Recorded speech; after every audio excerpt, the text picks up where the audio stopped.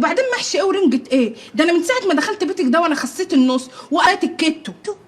ما اسموش كيتو، اسمه كيتو دايت. انا عارفة على فكرة ومش جاهلة، الكيتو ده بتاعكم انتوا، انا عاملة دايت مخصوص ليا. حبيب قلبي يناكم الكويت يينا، حي الله من ياتكم. استنونا النهارده ان شاء الله الحلقة هنولع الدنيا. يبقى قدامي بروكلي ولا جزر ولا ليه؟ كل ده عشان خاطر شوية مكرونة بشاميل طعمهم حلو وما ان شاء الله ما اكلت.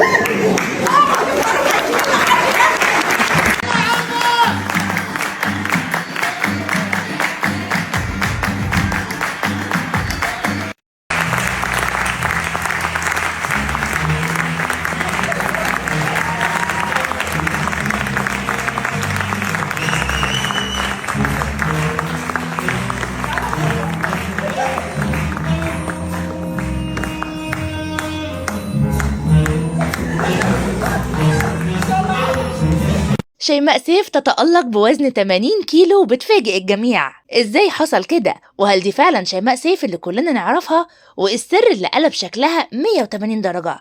هل عملت دايت ولا لجأت لحل تاني؟ الفنانة الكوميدية شيماء سيف فجرت مفاجأة لجمهورها بعد ما ظهرت بشكل مختلف تماما ووزنها نازل بشكل ملحوظ جدا. الصور الجديدة اللي انتشرت ليها خلت الكل يتكلم عنها، والناس ما بقتش مصدقة التغيير الكبير اللي حصل لها. طب ايه الحكاية؟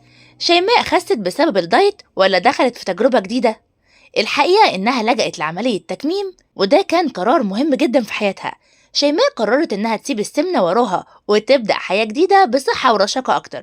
المفاجأة الأكبر، منو المفروض يبادر بكلمة أحبك أول مرة؟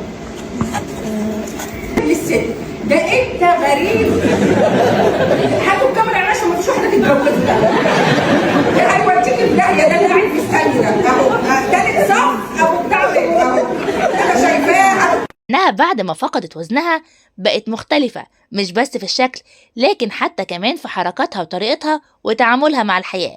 وفي لقاء تلفزيوني قالت إنها بقت تحس بخفة رهيبة، وإنها لأول مرة تحس إنها قادرة تتحرك بكل حرية من غير تعب. جمهورها طبعا انقسم بين مشجع وفرحان بتغيرها، وناس شايفين إن شخصيتها وهي بوزنها القديم كانت أجمل وأكتر تميز.